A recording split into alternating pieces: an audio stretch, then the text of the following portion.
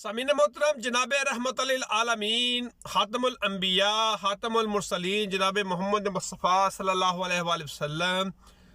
آپ صلی اللہ علیہ وآلہ وسلم نے جب مکہ پاک کو خیر بات کہا، بیت اللہ کو خیر بات کہا، مدینہ کی طرف آپ صلی اللہ علیہ وآلہ وسلم نے رخت سفر باندھا،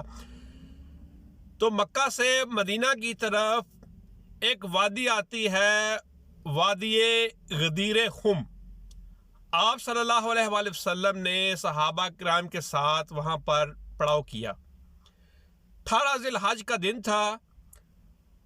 آپ صلی اللہ علیہ وآلہ وسلم نے حضرت علی المرتضیٰ شیر خدا کو طلب فرمایا۔ غدیر خم کی وادی پر ایک چوٹی پر آپ صلی اللہ علیہ وآلہ وسلم نے کھڑے ہو کر حضرت علی المرتضیٰ شیر خدا کا ہاتھ پکڑ کر ہوا میں بلند فرمایا، اور آپ صلی اللہ علیہ وآلہ وسلم نے ارشاد فرمایا، یہ آپ صلی اللہ علیہ وآلہ وسلم کا ذی الحج میں دوسرا خطبہ تھا۔ ایک خطبہ آپ صلی اللہ علیہ وآلہ وسلم نے 9 ذی الحج کو میدان عرفات میں ادا فرمایا، اور یہ دوسرا خطبہ 18 ذی الحج کو وادی غدیر خم کی وادی میں آپ صلی اللہ علیہ وآلہ وسلم نے یہ دوسرا خطبہ جو ہے ارشاد فرمایا۔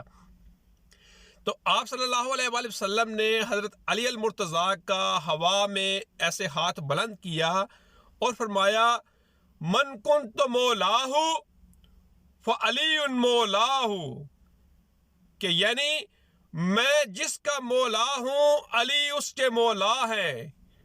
مطلب اور آسان کر دوں کہ میں جس کا سردار ہوں علی اس کے سردار ہیں۔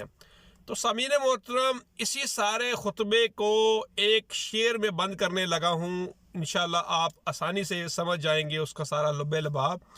کہ آپ صلی اللہ علیہ وآلہ وسلم نے غدیر خم میں کیا ارشاد فرمایا تھا حضرت علی المرتضیٰ کے بارے میں، کہ جو نبی کے ہیں وہ علی کے ہیں، جو نبی کے ہیں وہ علی کے ہیں، اور جو علی کے ہیں وہ نبی کے ہیں، کیونکہ فرما گئے خاتم الانبیاء،